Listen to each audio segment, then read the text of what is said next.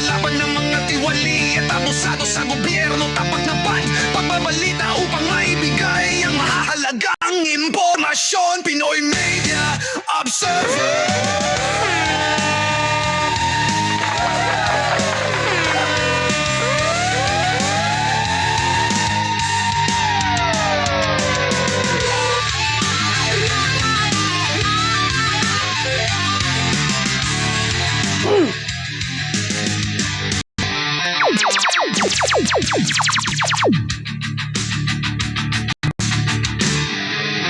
Pinoy Media Observer, kalaban ng mga tiwalay at abusado sa gobyerno. Tapat na pagbabalita upang maibigay ang mahalagang impormasyon.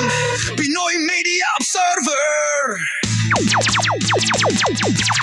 Media Observer, kalaban ng mga tiwali at abusado sa gobyerno. Tapat na pagbabalita upang maibigay ang mahalagang impormasyon. Pinoy Media Observer.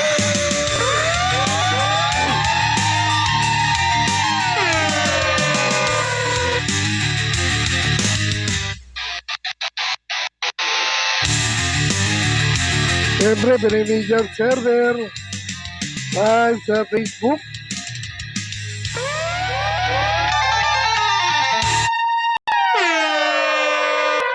Alright, magandang araw po. Siyempre, ito naman tayo sa ating Facebook page. Ito po tayo sa ating Facebook at siyempre, after ng live natin, na-upload po natin yan sa ating YouTube channel, Pinoy Media Observer.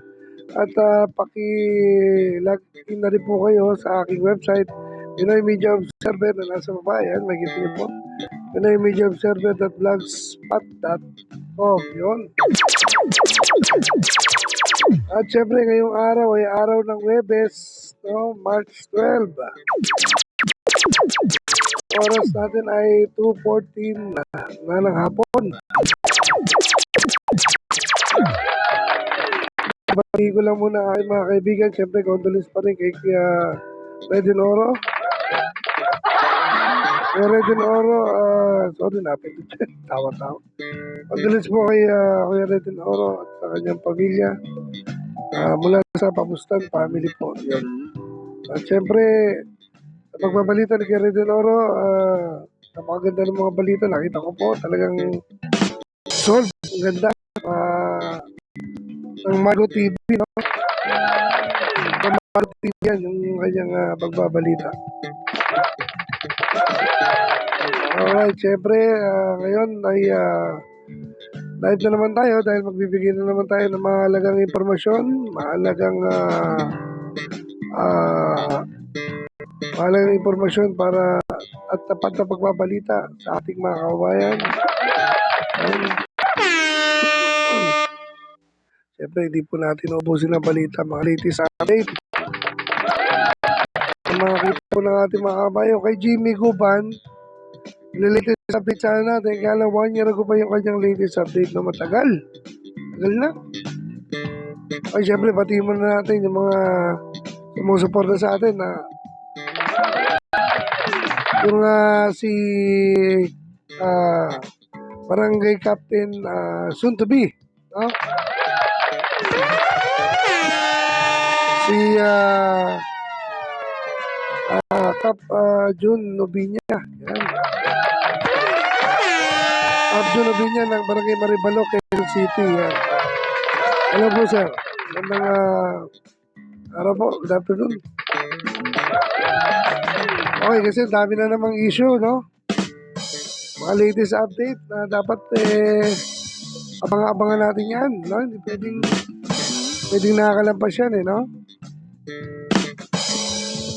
Okay, kasi nga, at ngayon, katulad nito, pataas ang gasolina, no? Dahil sa giyera ng Iran, wala namang mananalo dyan, lahat dyan, talo sa giyera na yan, you know? Lahat tayo talo dyan, pagka kasi, tumataas sa mila, hirapan ng mga tao. Ano, tigil yung mga giyera-giyera na yan? Ang totoong girahin nila, yung mga kurakot, ha? dapat yung ginigera, yung pinapatay nila eh. Oo. Ito nga pala yung update natin sa pagtaas ng petrolyo, no? Tignan natin dito kung okay, latest update sa petrolyo natin. Yan. Okay, malalaman natin to syempre para makita natin kung ano naman nangyari. Okay, panoorin po natin mga kaibigan yung latest update dito sa ating petrolyo.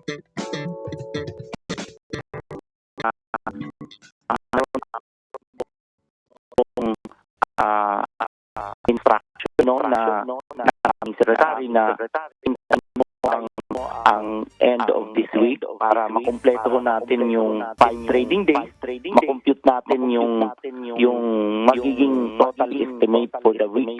At dahil nga may pinag-uusapan pang request ang government sa mga oil companies na magkaroon ng staggered implementation, mukhang magiging amount ng adjustment na i-implement sa Tuesday next week, in light na baka mayroong staggered implementation, buuin na lang muna namin, baka i-announce so ito hapon ng Saturday or Monday morning, para po ma-coordinate sa ating mga babayan sa magiging galaw ng adjustment sa Tuesday next week. Grabe, taas na talaga ng gasolina. Okay, sige po. Okay, napakataas na ng gasolina natin. Na almost, magkano, 99, nakita ko 75 eh. 75,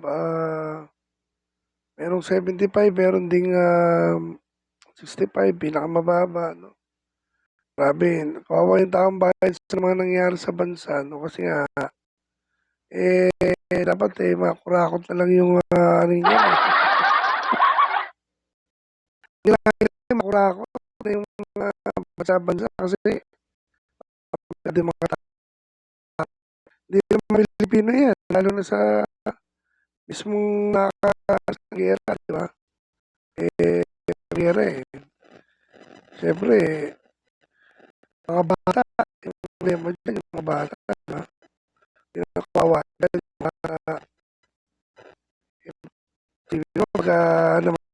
bata, ay makakamay yan, no? So, yun, sana ay matigil na yung gera, no? Para naman mahimik na yung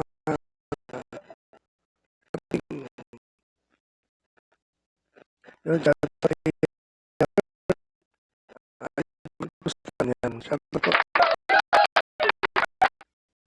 Para matigil na yung gera. Okay, please, isang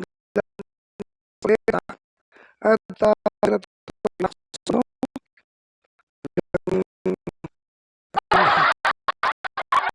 yung giba itong natin okay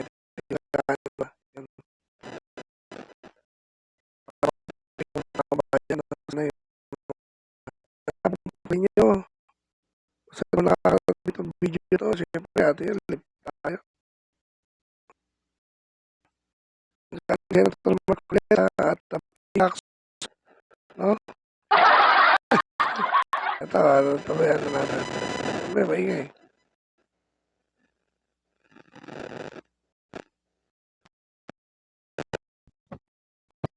okay, ito papayin natin ito sorry natin mga kaibigan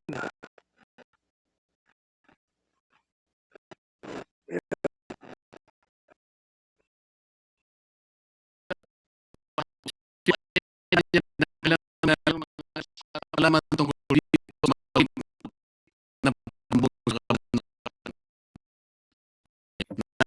na muli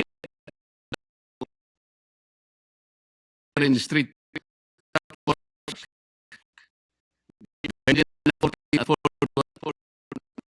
Street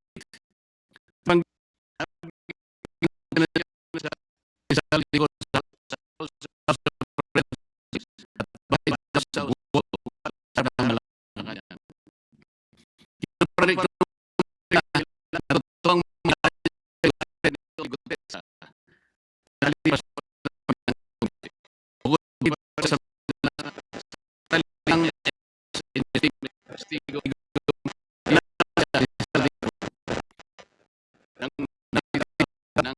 mga malaking maleta sa bahay ng Pangulo sa Ilocos Norte. Dahil sa kanyang bahaya, si Congressman Sano Marcos Pamanong tumanggap ng pera at ilang lamang lumipas ay nagdang ng gina.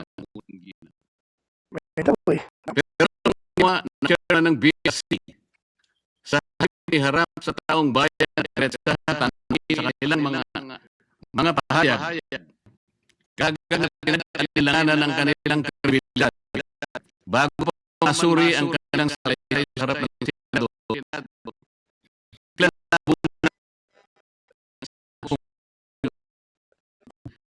Sa sumang chairman na dapasan na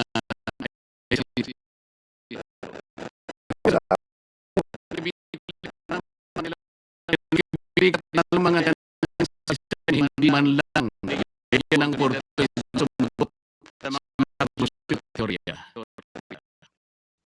Kung ang kayong mga pahayag hindi ka panipaniwala na dapat sila'y paharapin isang formal at dinig upang doon mismo masuk ang kanilang inihayag.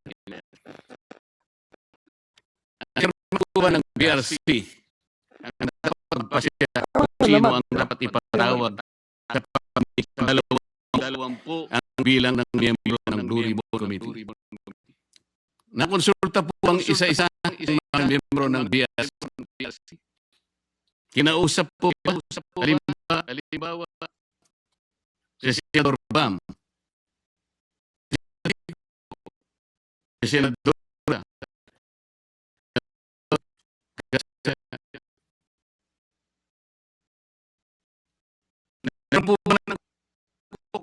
nagkaroon po ba ng hearing man lang? May punto naman. Pasyan po ang napakalaking bagay nito, Mr. President. Kasi kung mali yung Mr. President, ano, sila ay matapang na nagsalita sa domestigo ayon sa kanilang nakita. Saksi sila kung saan at kanino dinala ang limpak-limpak na perang nakapaloob sa mga maleta. Mga kaon, ibang mga sidlan na kanilang ginamit. Ano bang patay pa dapat para lamang sila ay inyong umpisang pakinggan? kasi ito, yung malinaw talaga sa Pilipinas na pagka ikaw ay mahirap, kulong agad. Pero pag ganyang mga hindot na ganyan, ang tagal, mga kulong, may mga preliminary.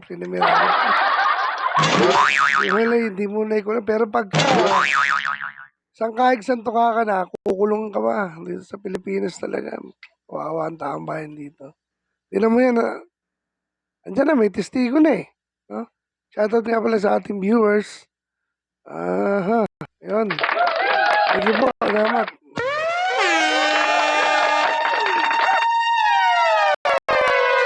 Natin, kasi nga, O baka gusto nilang ang mali pa ang magsalita. Hindi ako panipaniwala. Sila lang ito sa magdano sa Ginoong Pangulo. Kaya ang tanong, ano ba kinakatakutan ng chairman? Ano ba ang napay sa pagsunod sa ebidensya? Public ebidensya lamang ba ang susunodin at ipipigat na lamang ang mata sa iba? Ngayon sa Romans 1:18, nahayag mula sa langit ang puot ng Diyos laban sa lahat ng kalapastanganan ng kasamaan ng mga taong dahil sa kanilang kasamaan ay hinahalangan ng katotohanan. Kailan po itong tahasang pagharang sa katotohanan ng Ginoong Pangulo? Ano na po ba nangyari sa makulay na kasaysayan sa Ribbon Committee? Sa mahabang panahon ay tiningala at nagsilbing isang bantayog sa pagtukoy at pagtutok sa matiwalian at pagdarambang sa ating broadcast. Yun, nasasabi sa News 5.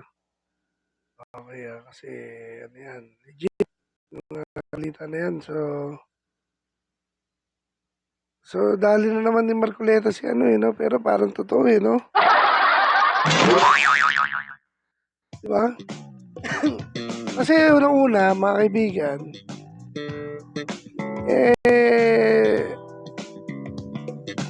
bakit hindi harap yung dapat iharap? Diba? Yung latest update sa Banggaang Marcoleta at Ping Lacson. Bakit hindi mo maiharap yung dapat iharap? No? Para malaman ng tao. Kasi may testigo eh. Pero pag mahirap, kulong. Pag mahirap, ganyan eh. May investigasyon, ano? May nagtuturo na nga, di ba? May nagtuturo na eh. Dapat bigyan din talaga ng pansin yan. Para sa taong bayan yan eh.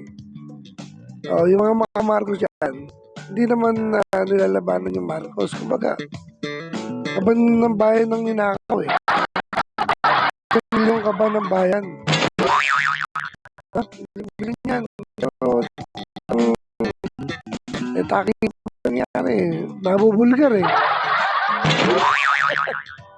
Dapat ano yung nila yan, no? Harapin nila yan. Yung mga binabanggit na nga. Ang binabanggit, Martin Romales at Saldico eh. Diba? Tapos meron nga, may deliver daw kay Santo Marcos. Buhay ang nakataya dyan eh, ng mga 18 months eh. Diba? Buhay yan, baka posibleng papatay yan kung sakaling yan. Sabi mo, kakalabanin mo, presidente, diba? Hindi naman, ano yan, delikado yan, kaya dapat eh. Okay, ito yung 18 Marines, pag natin mga kaibigan. Yung 18 Marines na ipinayad. Depende sa ni Pasyo. Ayan. Ito, malaman natin. Ayan. Uy, si Sir Francis Tica. Ayan, Sir Francis Tica. At si Kuya Jimmy, Patas Balita. Ayan. Salamat po sa patuloy na pagsubaybay na walang panonood ng aking live. Siyempre, yun. Maraming salamat po lagi.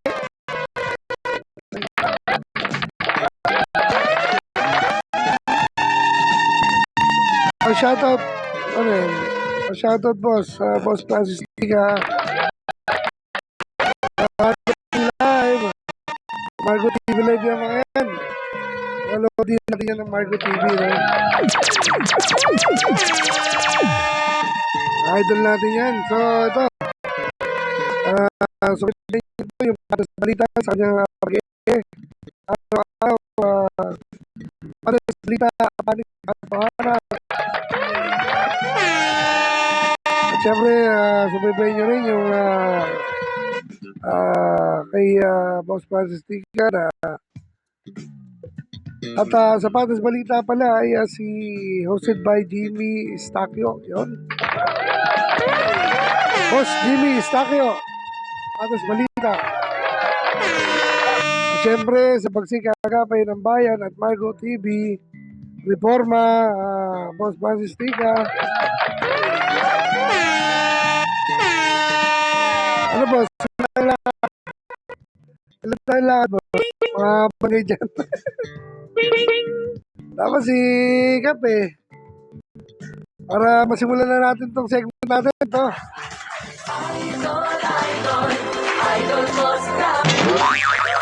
Alright, sisimulan na natin yan. Malapit na.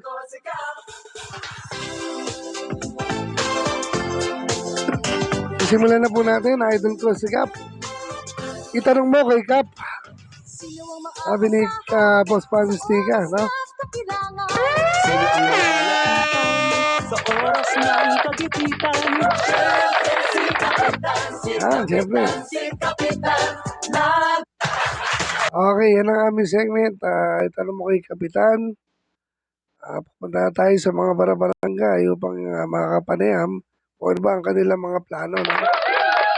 ano ba ang kanilang plano, plataforma sa mga susunod na gagawin nila kung sila ulit ang maluklok sa pwesto. Ayun.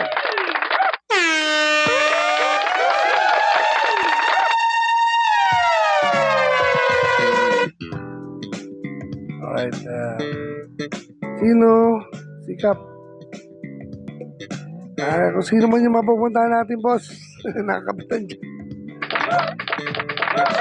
Yung mga kapitan na bibisitahin natin, mga kaibigan natin, bawat barangay ay dadalawin natin yan para matanong natin kung ano kanilang mga plataforma, kung ano kanilang plano sa kanilang barangay, kung sakaling sila muli ang mamumuno sa kanilang nasasakupan. Okay, panoorin mo natin ito mga kaibigan, mga bossing. Ito yung press con at interview kay Atty. Topacio at Mike Defensor patungkol dito sa 18 Marines na nag-file ng affidavit, no?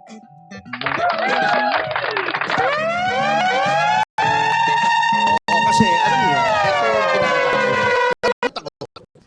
Kami na nag-operate, diba sabi ko, out of respect to the institution, may sabi nila, ang gusto po nilang gawin, ibukod yung isa sa kanya-kanyang mga kwarto, ang bawat isang subject na sabihin at tanungin.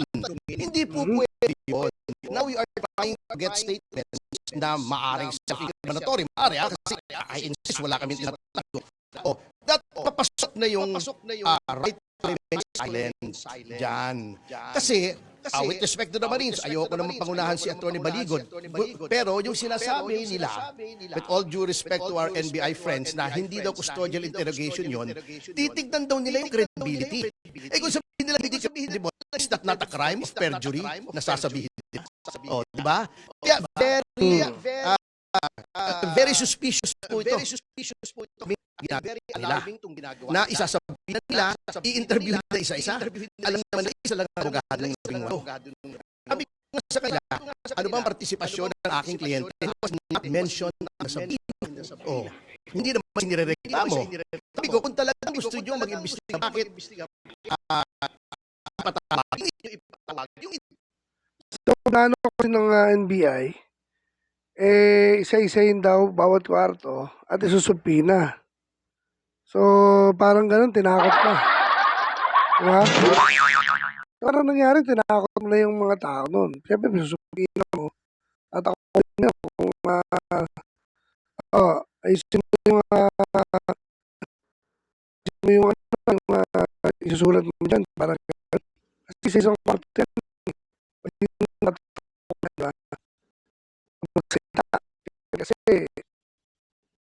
mabigat yung atasyon, no? So, posible na isa-isa nga, tapos bibigyan ng supina para takutin yan.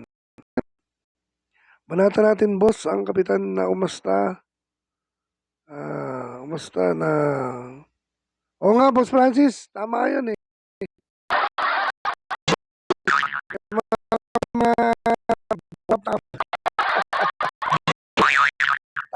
Tama, tirahin natin.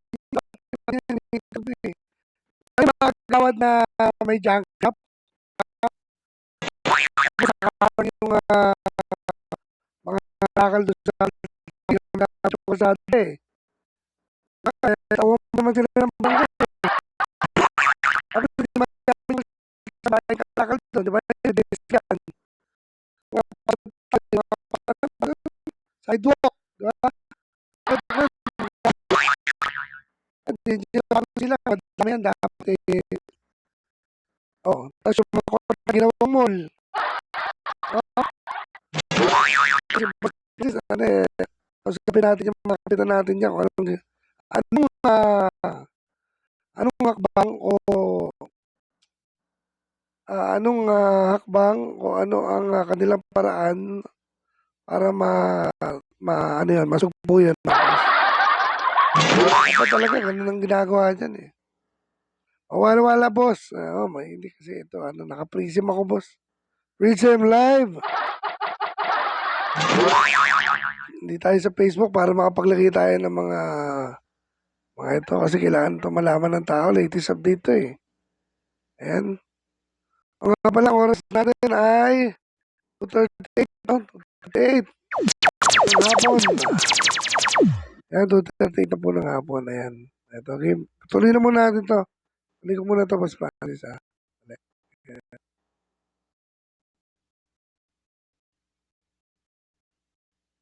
Ayan. Tuturo, at yung nagtuturo ang ipinatatawag nyo. At i-represent parang say, hindi mo tama ito.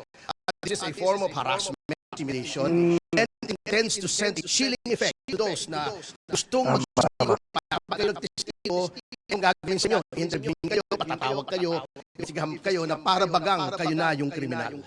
Yun. Totoo yan, totoo. Ang sinasabi ko sa kanila, of course, no, sinasabi nga namin yung NBI ay isang respetadong institusyon at kami nananalig sa NBI. Pero ang tanong ko, kung ini-establish lang yung identity ng mga tao, de-establish nila. Kung tanong nila yung mga tao, sabi nila kasi may karapatan investigahan yung iba pang doon sa depreciation, sabi ko nga, wala namang kaso itong mga tao to. Now, if you insist na there is a crime, dapat imbestigahan yung tinuturo na sa affidavit dahil yun yung krimen. At I feel it's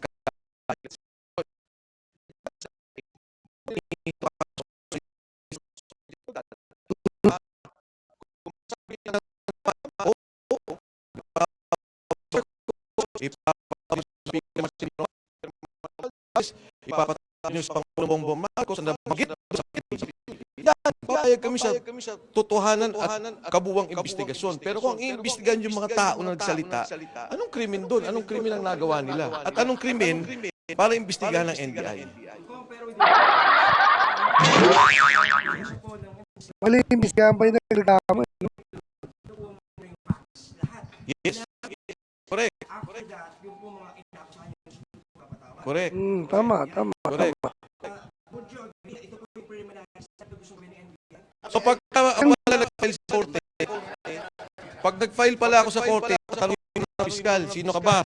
Kaso ka ba? Ikaw ba ay kriminal? Ikaw ba ay kung saan ka nanggaling? Sino nanggaling? Sino nagpo-point sa'yo? Hindi naman tatanong ng piskal yun eh. Parang martial law, investigasyon niya eh. Ang ibestigan niya yung krimen na sinasabi ko. Ngayon, batay dun sa krimen, yung mga kalaban, yung mga inakusahan na tumanggap ng pera, sila magsabi na ito walang kredibilidad, hindi totoo.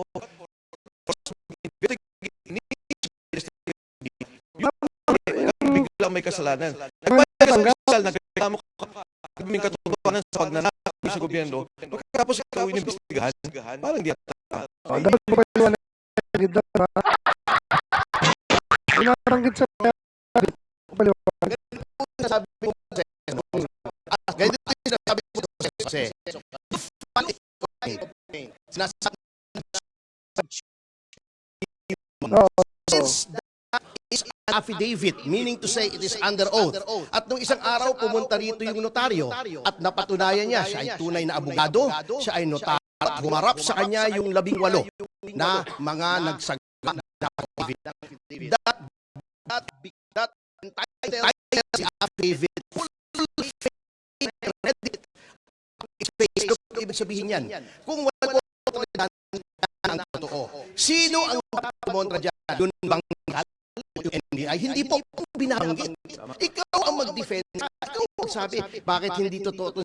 Ito ay hindi totoo. Ito kasinungalingan. Ito, walang katotohanan ito. Bakit sila ang establish kung meron o walang katotohanan? An affidavit duly sworn before a notary public is entitled to full faith and credit upon its face. Paniwalaan mo muna yan. Patawag mo muna yung kabila. Pag natunayan ng kabila na walang katotohanan, saka mo i-dismiss. Hindi yung ikaw ang busin mo yung nag-complain. Yes, the process kasi sinasabi nila si NBI plenary powers. Meron. Ngunit, the powers of government are not Mali. limitless. Oo, Kailangan mali. germane to the purpose. Ano bang purpose nito? Merong 18 nag-execute ng affidavit, may sinasabing krimen. You cannot go beyond that. To establish the identity, since this is a sensational case, fine. Sila ba? Are they who they say they are? Pa rin yan?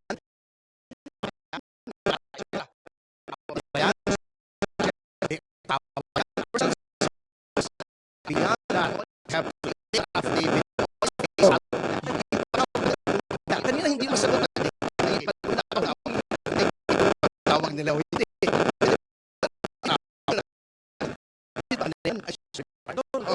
Ang sabi ko kay Attorney Raimundo kanina, Hindi ganun yan. Dapat yun nag-complain. go for a budget resource.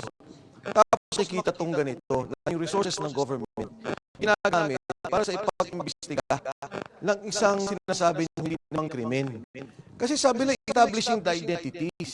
Kung iimbestigahan ninyo ang krimen, ba't yung mga tinuturo sa affidavit? Yan, Tama, pwede totoo yun.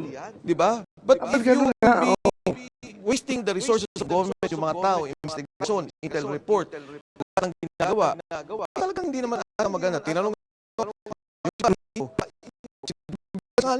alam nila eh. Pero ito yung masama. Kung interesado tayo sa korupsyon, dapat doon tayo nakatutok. Huwag natin gamitin yung pondo ng gobyerno para Yeah. sanggahan o protektahan yung mga na-involved sa korupsyon. Totoo yan. makikipagtulungan sa investigation hanggat hindi pinapatawag yung mga inaakusahan ng mga Malaking panggagago ang ginagawa nila sa tao. Tulungan kami sa Na ang investigasyon. Wala namang problema. Pag-imbestiga. Tama, boss. Ang Tama sinabing yan. deputization ng ombudsman dito, establishment of identities. Diba? Yun ang sinabi. If I may quote directly yung sinabi ng Sapira. Tama nga eh. Wala na sumbong. Ikaw ba yung imbestigahan eh, no? Ito sabi niya, ang subject matter to provide relevant information on investigation being conducted by this bureau in relation to the deputization to conduct background Grabe yung investigation gobyerno, ano? and verification Guilty, no? from the Parang office guilty. of the No? ombudsman. Yun ang sinabi. Background investigation and verification. Yung sa GC ko po, meron po kopya niyang sampina na yan. Pero mga kaibigan, di po tayo makasara, hindi rin tayo makamargos, ha? namin ang ginagawa ng NBI Kasi pinipeste talaga yung napipeste talaga yung ano natin, yung ating, That is not the job of the dahil sa mga nung dalawang Sabi ko, nila yan. Kaya ano sumagot yung kabila sa time. Hindi ngayon. General pa lang, isa pa lang, hindi mo agad. Hindi po, that's not how it works ang ating sistema. Not only unfair, it's very legally questionable. Number two, di ba ang ombudsman under our constitution is supposed to be an independent body? Parang baboy na baboy ang batas dito Kaya sa nga may Pinas. sariling field investigation officer. Bakit ipapasa mo sa isang department, institution na nasa ilalim ng executive? The NBI is under the Department of Justice. Oh, wala na yung independence. Hindi pwede. If they want to get the background of these people, dapat yung DOJ ombudsman, pinamataas. although nasa Ombudsman Act, they may request the assistance of any agency. Inaamin naman po natin yan. Nandun po yan sa batas. Ngunit, if you want to show your independence, lalo na ngayon tama. na very crucial na dapat credible ang investigation dito. Because this is an issue of transcendental importance to people and our nation. Dapat i-preserve mo yung iyong integrity, yung iyong independence. Huwag mo ipapasa sa iba, trabaho. Para bigyan natin yung again, babalik ko na policy. Nung si Ben Luloy, ban sinabi ito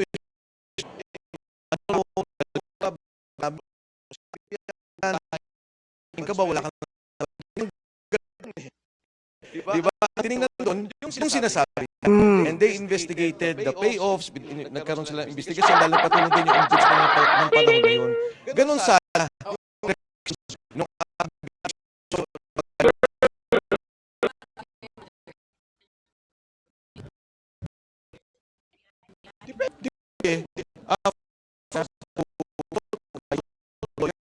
going to paso on his legal guidance. Pangalawa, tingin ko yung monitor ng investigation. Okay, mga kaibigan, yan na nga, no? Yun, mga kaibigan, dali na naman tayo. Ay, nag-gets nyo ba yun? Yung parang nangyari kasi, mga kaibigan dyan, mga ka-Pinoy media, parang yung Marines. So, yung plan nila kasi, nag-deliver sila ng pera, ba't hindi nila imbestigahan na naman? Mabilit na pangalan doon sa sila pa yung naimbestigahan ngayon. Diyos ko naman. Hindi tayo maka-Marcos, hindi rin tayo maka-Duterte. Kasi alam nyo, naghihirap na yung mga tao ngayon eh. Sobrang masama. So yung mga yan, parang napaglalaroan lang tayo. Dapat maiba naman. Kawawang tao sa mga ginagawa ng mga yan. Sabi mo, yung nakaw nila, naka-permit eh. May permit eh. So sabi nga ni Erwin Turpo, dapat isoli ang ninakaw na pera. Mali yun, dapat isoli at makulong. Di ba? At makulong din sila. Hindi tao tayo malaki ang nagawin sa table.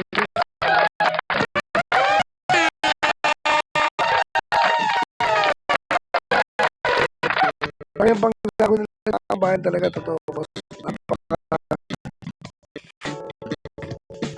Hindi na natin alam kung hindi mag-out sa atin sa kailangan at hindi naman mga tao, hindi naman naghahangad ng sobrang yaman, no? Simple lang ang pamumuhay ng mga tao eh. Gusto lang natin yung mga bills mura, di ba? Tapos sa ospital, pag na-hospital ka, libre, pati gamot, libre. Sa ospital, Diyos ko, libre nga yung ospital kasi yung gamot. Kunyari, cancer patient ka, diba?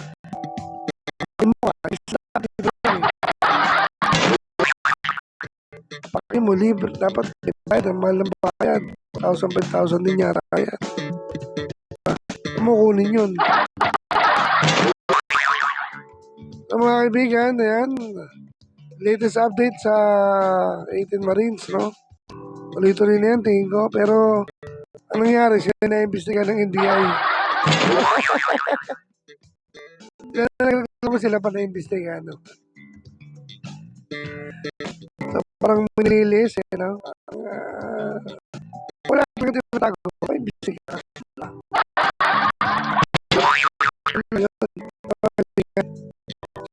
Kaya si Francis Tika, siyempre kaya alright, yan yata kay Kuya Jimmy Stakyo. Yan, bago sa balita, panig sa kasutan. At kay pwede no,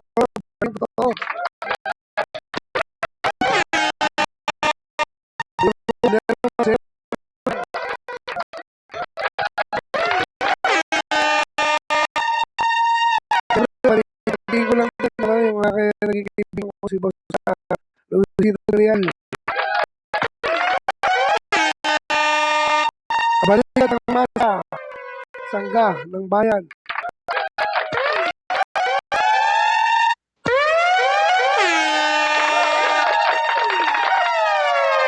At syempre, ang ating mga puting mayor ng Caloocan at ang puting mayor ng Quezon City, Mayor Joy Belmonte and Mayor Along Malapitan. Ayan. Mga kaibigan, baka may gusto mag-sponsor sa atin ng mixer, no? Okay, PM lang kayo kung sino mag-sponsor. Si Kagawad Lance Rivera, tawagan ng pansin. Kagawad, yun. Joke lang. Okay, idol natin yan, si Kagawad Lance. Ano bagong generasyon ng Agila? Si Rez Pedroche. At si yung tinatawag niya, si ang pangalan niya, Paul Herrera, yan.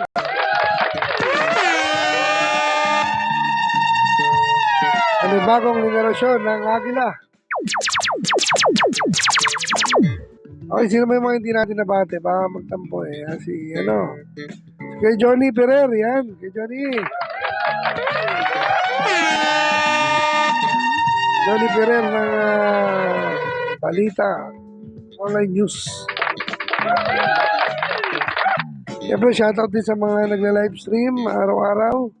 Una dyan, si Patas Balita, si Banat Expose,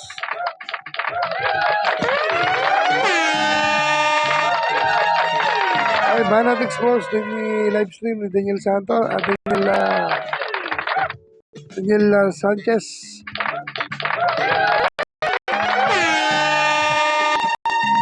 Alright, okay. Po yung ating mga latest update, syempre. At subaybayan niyo po lagi ang ating live. Tuloy lang tayo, araw-araw po. No? Anumang oras. Kasi nga, ito po yung social media. So, saan man nakakarating itong ating pagbate. Ayan, mula umaga, tanghali, gabi. Luzon, Visayas, Mindanao. Maraming salamat po sa subaybay.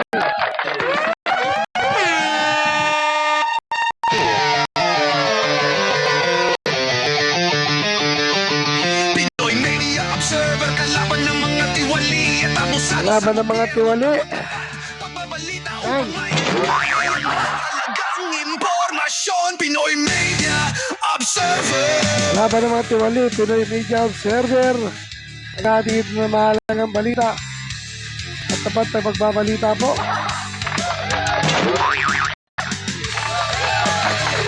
Ating mga kababayan, ang mga latest update, latest news. Pati ko na pala. Pati ko si Christopher Yu.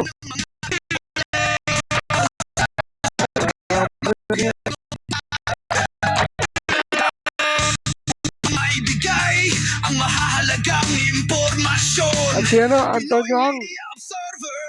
Si Antonio Ang, no? Kalaban ng mga tiwali at abusan Okay.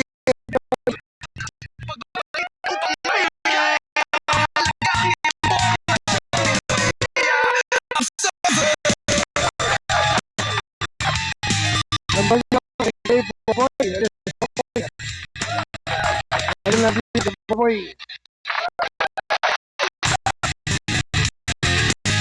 At out kay sa mga tropopis natin, no? Sige, Roland. Yan, ayun. Media Observer. Nagbibigay ng mahalagang impormasyon na tapat na pagbabalita. Thank you po sa pakikinig. Sa susunod muli, mga kaibigan.